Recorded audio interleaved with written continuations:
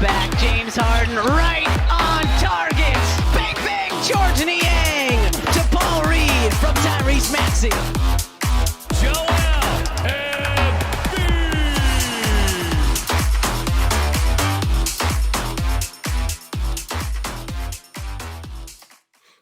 What is going on, guys? Welcome back to the Pick Swap Podcast. I'm here today with my guy Logan from the Sixers Breakroom. Some awesome stuff on the YouTube channel over there, so make sure to check that out if you guys haven't already. Logan, what's going on today?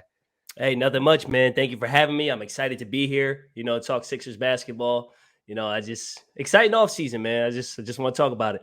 Yeah, absolutely. And it's getting to that time of year. We see the season kind of coming closer. That light at the end of the tunnel, that it is right here now. We know they're traveling down to South Carolina for training camp right around the corner, media day right here. So it's just about the best time of the year where Sixers basketball is set to kick off. So before we jump fully into it, I do want to just talk about kind of the offseason, how it went and everything and our expectations. So my first question for you is, what's your favorite Sixers offseason move so far?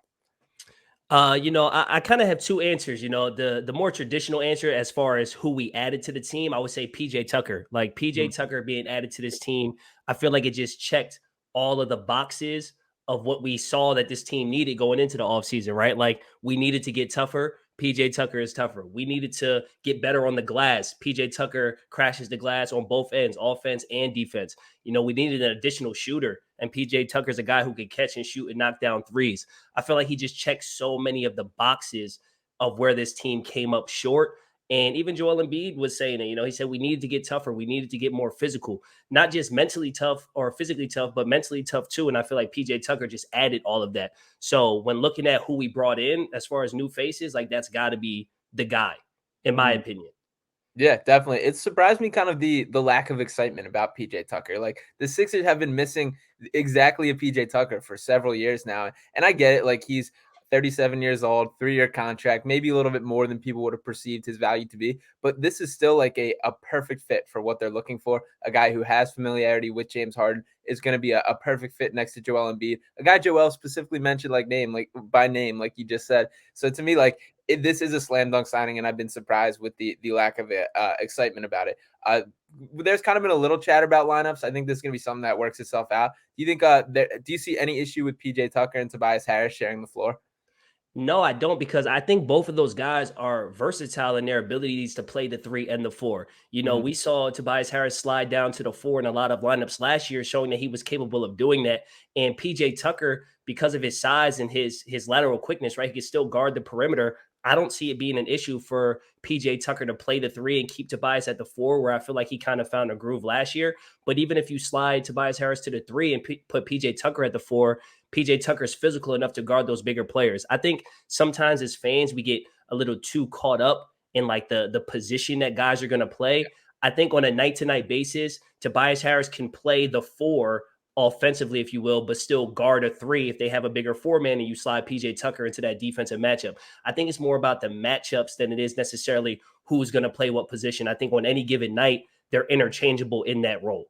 Yeah, definitely. It's fascinating how much basketball has changed, which is becoming basically positionless at this point. And like pretty much every player has to have the skill set that they can guard on the perimeter, can shoot threes, do these things. And I agree. I don't think it's going to be that much of an issue. It's something I was initially a bit worried about, but the more I think about it, and for Tobias Harris specifically, first off, I've become a little bit of a Tobias sympathizer, just in the fact that like I have not seen a player see his role change as drastically as Tobias, like ever. Like we're talking about, he's had moments where he's been looked at as like the number 2 option on this team, and to the point where in that last postseason stretch, he was more or less like a 3-and-D guy, and then deserves a ton of credit for the effort he's put in on the defensive end and the things that he genuinely has done to help the Sixers team. So I think Tobias is going to be super key to what they do this year, and I think he's going to adjust whatever they throw at him.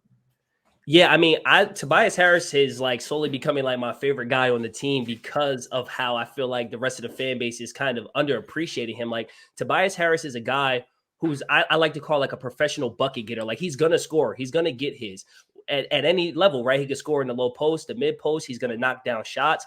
He's not necessarily great at any one particular thing, but he's very good at a lot of things. And like you mentioned it, the way his role has changed as much as it has, it's very hard to stay consistent when 1 minute, like you said, you might be the number 2 guy. Now, sometimes a lot of us are probably looking at him as the number 4 guy, what Maxey kind of taking that huge leap. It's not easy to produce on any given night when you're told this is your role. Now, this is your role. Now, this is your role. And yet he's still putting up 17, 7, and 4 on average. You know what I mean? Like, I think it takes a lot for a guy to do that, especially a guy who got a max contract and kind of gets the criticism that he does. And like, he shows up to work. He doesn't complain. There's no ego. He's like, whatever you guys need me to do, I'm going to do it. And more times than not, he does. Yeah, definitely. It's not the easiest thing in the world at all to just have your expectations change that much. And I think he's handled it great so far, and I expect nothing but the same. Another guy I want to jump into, and the most recent Sixers addition has been Montrezl Harrell. Kind of a little bit of a out of nowhere signing.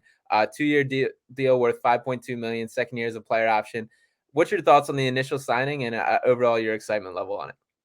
Yeah, with Montrezl Harrell, it's a lot of the same about with PJ Tucker. Like, I'm excited that we added him because, again, I feel like he just checks a lot of the boxes that we felt needed to be checked. He's another guy who's going to bring that toughness, both physical and mental, right? And he adds to that depth off the bench. Like, bench scoring was a huge thing that, fans and even analysts, everybody you talk about who talk Sixers, they knew we needed to add more of a punch off the bench. Now, me personally, I feel like bench depth gets a little bit overrated. Like, it's one of those things that's really important in the regular season when it becomes like a war of attrition when you're playing 82 games. But once the postseason comes, you really only need like 7 or 8 reliable guys. And I think from an offensive standpoint, providing that scoring, like, he's a reliable guy. We've seen throughout his career, he's able to score the ball off the bench. Now, we know he has his shortcomings defensively, but I don't look at this team as like having an issue on defense. Again, I feel like the bigger issue was we weren't tough enough. We didn't rebound the ball well enough. And when we did have our second unit going, there was such a drop off offensively that it was like our starters didn't get as much rest as they needed. Or by the time they come back in, now we're having to put together another run to get back into the game or get where we were. So I think Montrezl Harrell, once again, similar to the PJ Tucker signing, he checks a lot of the boxes of what we needed, and where he's not necessarily as strong isn't as big of a concern as for me, at least. Yeah, and I agree with you about the bench point as well being overrated, but that's kind of where I see Montrezl's role coming, but being shown the strongest is in the regular season, being an innings eater guy that can just eat up and score. And personally, there's 2 different levels of this. There's the Montrezl signing in itself, and there's the how Doc Rivers will use him, which is kind of where like the perception of it splits, I think. For Montrezl specifically, I'm thrilled to have this guy on the team. I think like he's a different flavor of backup center than we've ever seen on the Sixers team. And I think people are going to be blown away by just like, when you think about the backups for Embiid, it's always been like primarily a defensive guy. Montrezl is a guy you can play through on the offensive end. Like Montrezl, James Harden, and 3 shooters is an effective offense that can extend leads with your best player on the bench, which is impressive stuff right there and stuff that gets me excited. So there's so much more versatility that I think he brings, and just having like that different element. And like, he's legitimately a guy who can self-create. He's a better passer than he gets credit. Just a straight-up dunk machine, and a guy that I think is automatically going to be a fan favorite. So I'm very excited to have him on roster, and like very curious to see what Doc Rivers does exactly with him. Absolutely. And the last big addition that I do want to talk about is De'Anthony Melton, and he's been a guy I've kind of brought up so often of him being underrated that I feel like I can't bang that table much longer. But I am really excited for what he will bring. Obviously the trade on draft night, Danny Green in the 23rd overall pick for Melton. What are your thoughts on Melton and expectations for this season? Yeah, Melton is the guy I feel like is kind of the wild card. Like, a lot of the guys that we brought in, a lot of our additions are like seasoned vets at a point in their career where you know what you're going to get, right? Whereas Melton is a younger player, like he's 23, 24 years old, and he hasn't gotten a huge opportunity. Like last year, I think he played like 22 minutes a game, which was like the most of his career. He's a guy who's still on the up, or you think is still developing and still kind of becoming the player that he can eventually be. So I see him as a guy who hopefully can come off the bench, can play either guard spot. Specifically on the defensive end, I think he's going to make a huge impact, like on the ball, being able to guard the better perimeter player. And then that way you take a little bit of that pressure off of one of the other guards, whether it's Harden or Maxey. We know those aren't any world beaters defensively. So I think Melton is going to take on a lot of that load defensively. Again, he's another guy who checks some of those boxes as far as rebounding the ball, toughness. And I'm really curious to see, the player he'll be when he gets a bigger role. Like, I think he'll have a bigger role with us than he had previously. And because he's a guy who's still developing, like, I think he's somebody who can actually provide a lot. Like, I don't think we really know what he will or won't bring, but I'm definitely excited to have him on board because I think he adds, again, a lot of those things that we lacked, especially with our second unit. Yeah, totally agree there. And kind of what you mentioned, like when you look at him in Memphis, the Grizzlies had a ton of guys kind of similar to Melton, his skill set, his ability. The Sixers have like none of those guys, and that's what kind of really excites me. He kind of was squeezed out of the rotation due to the emergence of Zaire Williams, who a little bit younger, a little bit higher ceiling, a player that I like a lot. But for Melton, he's been a fan favorite of mine since he came into the NBA. Just like a level of athlete that the Sixers bench has not had, and just an all-around player. Like when you look at like what this bench has been made of, you obviously have Matisse, who's like your defensive glove, but extremely limited what he can do offensive. You got Furkan Korkmaz, who is when he shoots threes is awesome, but when he's not, does pretty much nothing. Kind of similar to Niang, how he's in there to chuck it, but doesn't have a lot more to his game. Melton's a guy who's pretty well-rounded in what he can do. He can handle a little bit.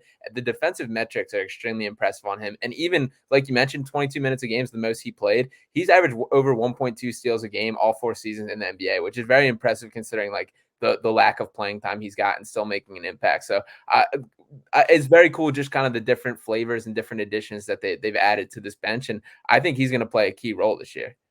Yeah, I mean, I think you actually bring up a really good point because, I've been talking a lot about like the toughness and the physicality and the rebounding, but I think that versatility is another thing that, to your point, our bench specifically lacked. Like we had guys who they had a very specific skill set. Like you said, Furkan, he's a shooter. And when he's not shooting, he's not really providing much else. Same with Niang. Shake Milton was another guy. It's like, he's kind of like the microwave guy, right? Like you hope you bring him in and he's able to get 8-10 points in a quick hurry or in a spurt. But if he's not hitting his shot, if he's not scoring, you're not really providing too many other things.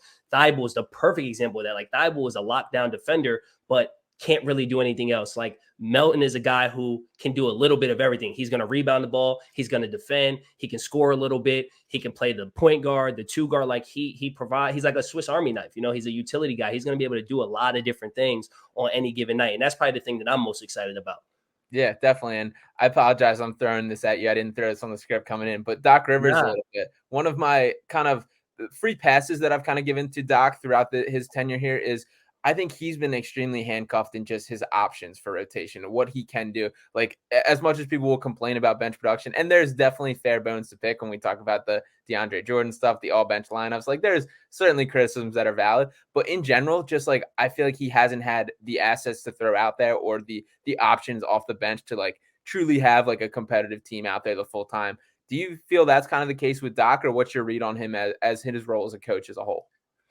I mean, my feelings on Doc, like I think Doc is a really good coach. I'm not sure if I'd say he's like a great coach. Like I don't think I would put him in like that top 2 or 3 coaches in the NBA. But I do think that it kind of gets blown out of proportion a little bit. Like you say, he hasn't always had, the wealth of options when it comes to bringing in guys off the bench. Like I know he gets a lot of, flack for kind of sticking to his guys. But like you said, it's not like he's had so many other options and so many other guys he can turn to.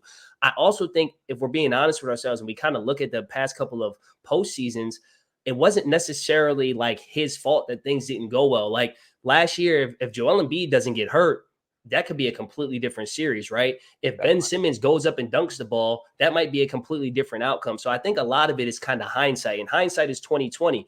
Am I the biggest Doc Rivers fan in the world? No. Like I do believe when it comes to adjustments, that's something that I don't necessarily see with him. Like we beat a dead horse at times. And I feel like when we go into halftime and then we're coming out and you can tell the other team has made adjustments and we haven't, that stuff is frustrating. But at the end of the day, I do think more times than not, he's put us in a position to be successful. And when we're not, it's not necessarily on him all the time. Yeah, I absolutely agree with that. And kind of like what you mentioned, like there hasn't been a clear like red flag, like he needs to be out because of this. But I do think this year, like the pressure is on him to pull the right strings. He now has the pieces. It's time for him to put them together. Absolutely. I think it's now or never for some of the guys on this roster too, but especially Doc Rivers. I think like he has to get it done now. Definitely. And then we kind of talked about the complementary pieces, everything the Sixers have done around the edges. But the bottom line is the top end talent of this team will still determine their ceiling. So the 2 things that I think are the biggest question marks heading in this year, we know what we have with Joel Embiid. We know he's an MVP candidate. We know he's the grade A superstar. He's become everything we hoped he could be and more. But the 2 question marks to me are, will James Harden bounce back? And is there another level to Tyrese Maxey? Now I want to jump into both of those, but let's start off with James Harden. What are your thoughts on him going into this year? Do you believe in the bounce back that the hamstring will be healthy, or do you think this might be father time catching up? No, I mean, I think James Harden is in the same boat as Doc Rivers, where it's now or never. And I think James Harden kind of knows it's now or never. And the reason why I think he's had that realization is you see the type of transformation his body's going under. Like we see all these pictures of him slimmed down, looking like he might be in the best shape of his life. You look at the contract, and the pay cut that he took so that we could get guys like PJ Tucker and Daniel House and Montrezl Harrell. Like I feel like he's doing the things that show like he understands the urgency of the situation. He knows he's on the back nine of his career and that this is probably going to be the best opportunity that he has to win a championship for the rest of his career. I do expect a bounce back year. Like I think we are going to get a very, very good James Harden this year. Truthfully, if we look at last year, before he got to the Sixers, he was in that MVP discussion with the Brooklyn Nets. Then he came to Philly and he still got 21 and 10 every night. I should say he averaged 21 and 10 with the Sixers. I feel like much was made out of the fact that he didn't look like the old James Harden, more so than the player that he was in that moment. And, I was one of those people that was a little disappointed with the way it ended and the way he performed down the stretch. But I think he's finally healthy. At least all accounts point to the fact that he's healthy. He looks like he's in great shape. And I don't think we need that old James Harden. But if he can just be a little more efficient than he was with us and look like the Brooklyn Nets James Harden, even from just last year, I think that's all we need. I mean, how do you feel about it? Do you think we really need much more than that version of James Harden? Yeah, no, I agree with you. Like, we're not going to get the Houston James Harden, but I don't think we need to. The Brooklyn James Harden looked mighty good before he started getting hurt. And, it is kind of crazy looking back at his stats, looking at what we got. Like, those are pretty damn good stats for a guy who can come, on a down year and all this. And now, granted, he wasn't at his best for sure. There wasn't that pop. The thing that I'm really looking for this year is, nothing quantified. It's just if, in a one-on-one situation, he can get to his spots, even when he has a Scotty Barnes on him or any of these legitimately good defenders. He still needs to be able to get a bucket because that's what the Sixers need. But him not at his best still brought plenty of good to this Sixers team. When we talk about the gravity that he brings with getting doubled 30 feet from the basket, that's providing one-on-ones with Embiid, which is at the end of the day all we can ask for. So there's so much good. The amount of open threes he created for others, and I know we kind of have bad memories from talking about Ben Simmons with that, but for James Harden, it's kind of the same thing. He's an even more advanced passer with that, and I'm pretty excited for what it can be. I think my full opinion of him with it is I think he's a guy that we've seen in the past when he's locked in, he brings it, and when he's not, he's not. I think he wasn't during his tenure with the Nets, got traded to the Sixers and tried to flip the switch, but his body just couldn't do it like he used to. He now has a full offseason to be ready for it, and I think he's going to come in ready to prove something. Yeah, I think that's a great point. When you're 26, 27, it's a little bit easier to flip that switch than when you're 32, 33. You know what I mean? So I definitely think that probably has something to do with it. And I mean, if we're being fair, James Harden, I feel like also brought a lot of the criticism on himself because he forced his way out of Houston to go to Brooklyn. Then he forces his way out of Brooklyn to come to Philly. And he says, this is the place I wanted to be from the beginning. And then down the stretch, it looks like he's not fully engaged, and he wouldn't admit that the hamstring was a problem. I think we all knew the hamstring was a problem, and to his credit, he didn't make any excuses. But I do think with a full off season, the roster is constructed to win now. Everybody has to know, it's now. This is the time. You got Embiid in his prime, and he finally, for the most part, stayed healthy last year. You bring in a PJ Tucker who not only is going to add a boost on the floor, but he brings that kind of championship attitude, and he's going to have a boost in the locker room. I think James Harden is going to be locked in. If James Harden is not locked in this year, then I just don't think it's ever going to happen. I don't think he will ever be able to lock in if he can't do it now.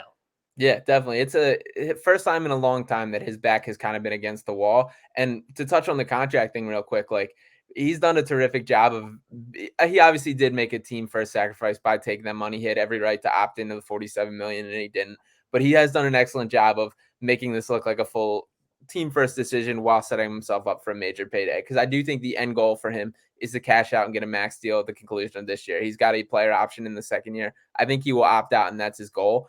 For many people, I think that's going to be perceived as a negative.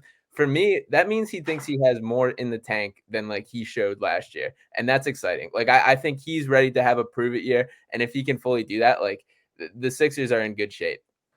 Yeah, I mean, I don't view it as a negative. I don't think that's really fair for anyone to view it as a negative. I mean, how many people wouldn't want to try to set themselves up for a potentially $200 million contract? You know what I mean? That's generational money. Not to say he hasn't already made a ton of money, but I'm not going to knock a guy for, yes, making a team first choice, but also setting himself up. Like, if anything, like that's like the perfect compromise. Like, yeah, I'm gonna in the moment, I'm gonna make a little sacrifice. I know I didn't necessarily come through the way I hoped to last year and the way you wanted me to last year. So I'm gonna sacrifice now while also trying to give myself an opportunity to cash in down the line. I think that's completely fair. I don't think he deserves any criticism for that. If anything, I just think he deserves the credit for even doing it. How many guys in that same position would we have seen just opt in for the $47 million? Like, I think it's very easy for people to say this guy should take a pay cut or that guy should take a pay cut. But it doesn't happen often for a reason. Like, it's a story when it happens because it doesn't happen very often. Yeah, definitely. And even when talking about like the crazy amount of money, like the bottom line is he still passed up on like $11 million that he couldn't have, and that or $15 million that he could have had, and that kind of thing. So to shift gears again and talk about Tyrese Maxey, who has really saved kind of the future of this franchise and the direction that they're going, and just like that lifeblood, the young talent that they have on this team. I saw you had a video on your channel saying like, is Tyrese Maxey overrated? And watched it. Great video. Excellent points there. Agreed with everything you said. But give me your feelings on Tyrese Maxey and your expectations for this year. Yeah, well, I appreciate you checking out the video. My feelings on Tyrese Maxey are just I don't expect him to take as big of a leap as most people do. And the main reason for that, it's not necessarily anything to do with Tyrese Maxey as it is the huge leap he took last year. Like, you don't really see guys take such a massive leap 2 years in a row, right? And usually what happens after you take a massive leap is everybody's now circling you on their scouting reports. I think a lot had to do with the fact that now James Harden is on board to go along with Joel Embiid, taking a lot of pressure and a lot of attention off of Maxey that allowed him to excel the way that he did. To start the year, he already was playing at a much higher level, mainly because he was actually given an opportunity, right? Like, all of a sudden, now you're the starting point guard now that Ben Simmons is gone, and he performed in that role. But we really saw him take off when James Harden got there. And that's not a coincidence. It became, we have to stop Joel Embiid. We have to stop James Harden. And Tyrese Maxey had a lot more freedom on the court, a lot more open space to operate. It wouldn't surprise me at all if this year a lot of teams are circling Maxey on the scouting report instead of James Harden. And they're like, we can't like, if James Harden's going to beat us, he has to show us. We know the hamstring, we know father time. Like, James Harden's going to have to show us. We're locking in on Maxey, or we're going to let Joel Embiid get his, but we're not going to let Tyrese Maxey kill us. Like, it wouldn't surprise me if that happens quite often. So I would like to see him, have to adjust to that. And before I see it, I just don't know how that's going to turn out. I think he might be better this year. Like, I expect him to be a better basketball player this year, but I don't think we're going to see a huge statistical leap the way we did last year. Yeah, and I agree with that overall. My favorite part for Maxey specifically about the James Harden edition is prior to Harden coming here, and when Ben Simmons was obviously holding out, Maxey was like forced into the point guard role, and he did fine in it. I thought he developed stronger than I really thought he would have, but that's really just not his game. Like, he's a guy that's there to score the basketball. That's what he's best at. So having Harden taking on the playmaking responsibilities, taking that off his shoulders is really where we saw him flourish. And I agree. I think there's going to be areas where we see a little bit of a step back. He was third in the NBA in 3-point percentage last year. Like, as great as that is, and as wonderful, and I hope it continues, like, I don't think that's going to be the case. I expect a little bit of a step back with that. And now, granted, he shot 42.7%. So, like, you slip a couple percentage points down, and that's still great production. That's all we're looking for. And I do think he'll eclipse 20 points a game, which is, again, a ridiculous thing that we're just kind of expecting from this guy who is in his third season. And I also think that, like, we talk about the second year leap and how huge it was, because it absolutely was. But kind of what, to your point, is like, some of it was just opportunity. Like, as a rookie, like, he just didn't have the time on the court to really show what he could do because of the doctrine of his hesitancies and just being the 21st pick, everything that comes along with it. We never really saw him play free. When we did last year, like, the sky looks like the limit for this guy. So I do think there's going to be some sort of step forward. I think having just more time to play alongside Embiid and Harden, I think that trio specifically, just more time together is terrific. Like, Harden played 21 regular season games with the Sixers last year. Like, that's just not a lot of time to fully develop what you guys can do together. So I think a lot of it is them gelling, but I am really thrilled to just see what he is fully about. Yeah, for sure. And I think that I think that naturally when fans look at like, him taking a leap, I think a lot of people instantly go to the scoring. He had a huge leap in his scoring last year. Again, a lot of that had to do with opportunity, like you said. And I think that when people expect another leap, like they're thinking of how much is he gonna score this year? I mean, just the reality is, even though I feel like people kind of like look at 20 points per game like it's not that special.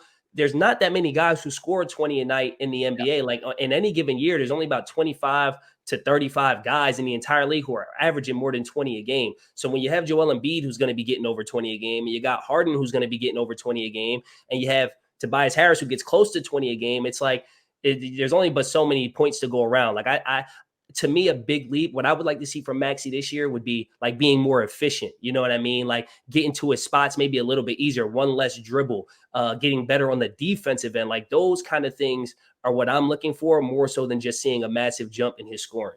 Yeah, totally agree with that. And I think the thing that makes him so dynamic is like we just talked about how he was third in the league in 3-point percentage. That's not what you think about when you think about Tyrese Maxey. Right. You think of the pace, you think about the fast break, the way he gets downhill. So just pairing those two, having more time, and he's talked about how self-creation, something he's worked on a bunch this offseason. That's super exciting for me because between him and Harden, there needs to be one of those guys who's comfortable just getting a bucket when they need. And we see Joel do it all the time, but like in the modern NBA, especially, you have to have a guard that's just capable of getting those buckets, and one of those guys has to be able to pull the string. So when I look at the success of the Sixers team, I think so much of it boils down to the combination of those two being able to produce like a championship backcourt.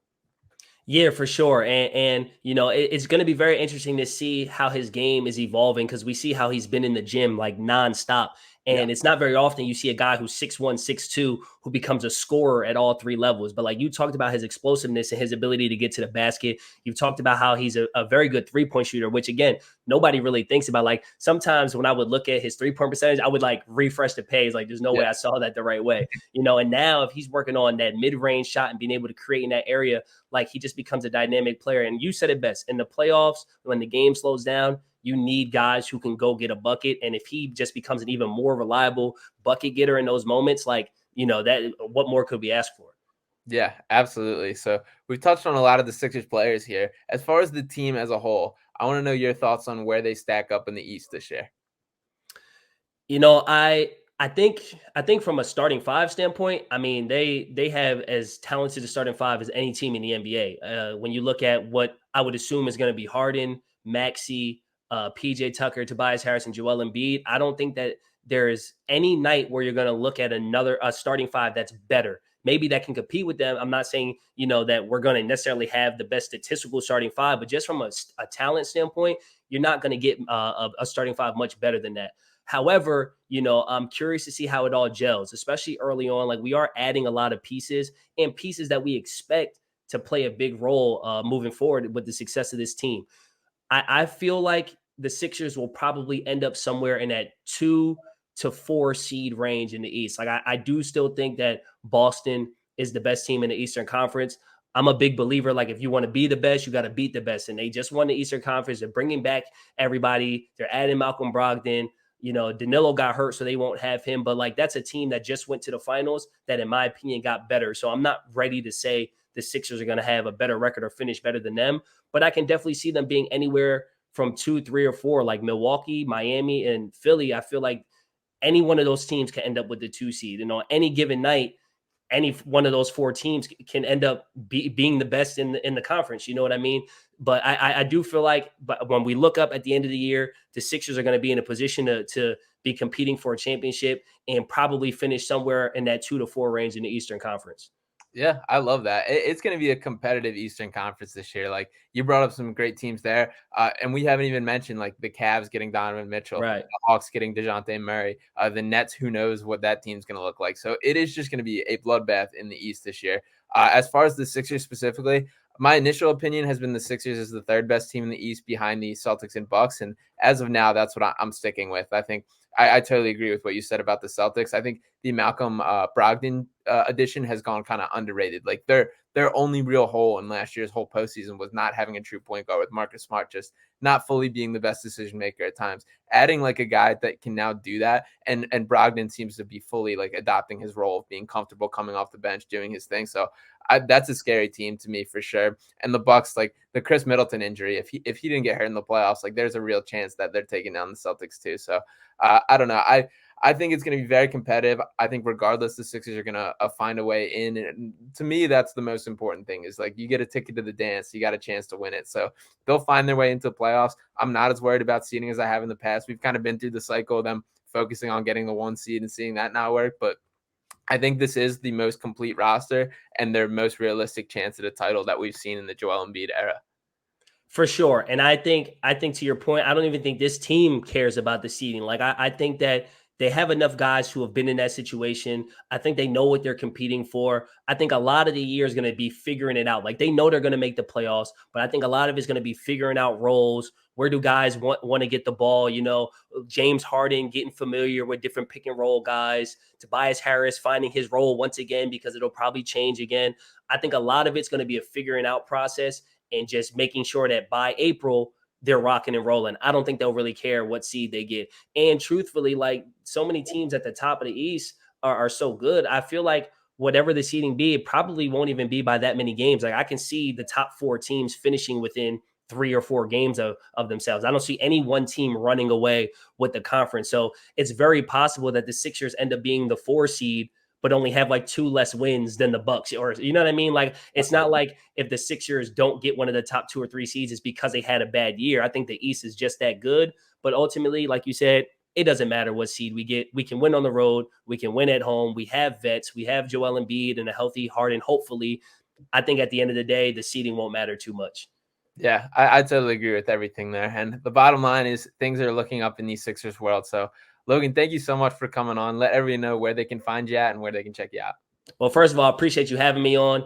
You guys can find me on YouTube, the Sixers Breakroom. I'm also on Instagram and Twitter at Sixers Breakroom, trying to build those up. And yeah, man, I appreciate it. Appreciate being on.